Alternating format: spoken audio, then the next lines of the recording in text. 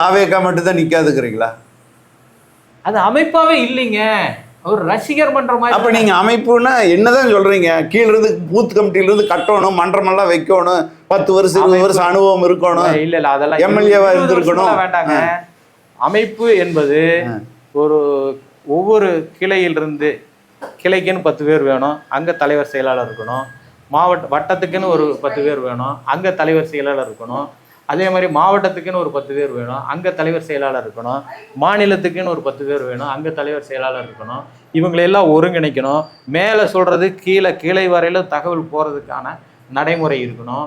அவங்க ஒபே பண்ணணும். நடைமுறை மட்டுமல்ல, அவங்க ஒபே பண்ணணும். ஒரு உத்தரவு நீ போகாதானே போகக்கூடாது, உட்காருன்னு கட்டுப்பட்டு இருக்கணும்.